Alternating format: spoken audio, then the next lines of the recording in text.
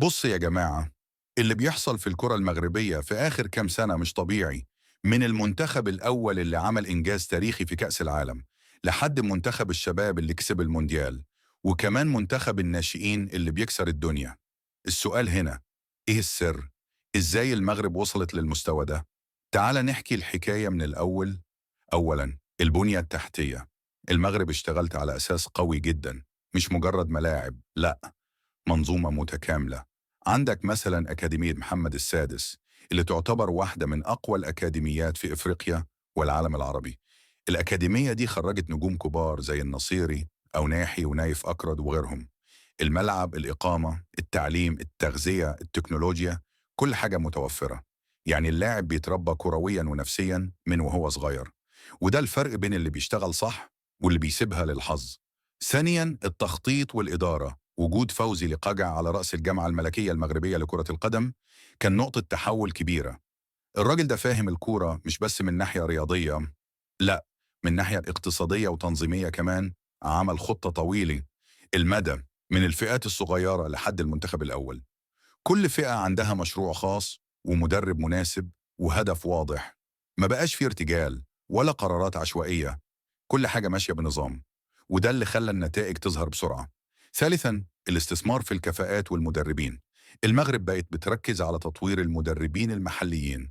يعني بدل ما يعتمدوا دايما على الأجانب، بقينا نشوف مدربين مغاربة ناجحين جدا، زي الركراكي ومحمد وهبي وغيرهم. وده خلق هوية مغربية في اللعب.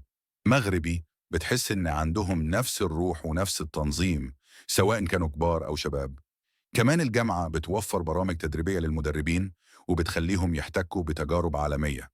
رابعاً، العقلية الاحترافية الجديدة. اللعيبة المغاربة دلوقتي عندهم عقلية مختلفة. بقى في احتراف حقيقي، مش بس إنك تلعب بره، لا، طريقة التفكير نفسها اتغيرت. اللعيب بقى بيحط هدف، بيشتغل عليه، وبيفكر في الفوز مش في الشهرة.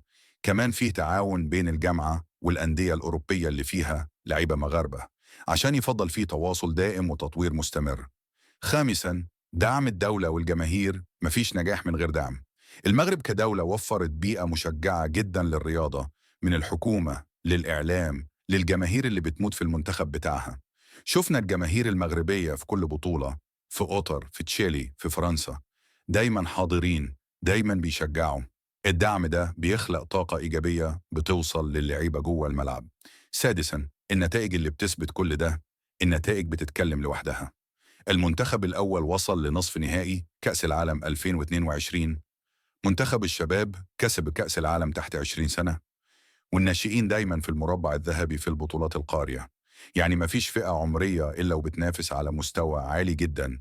في الأخيران للمغرب عملته درس لأي بلد عربية عايزة تطور الكورة عندها.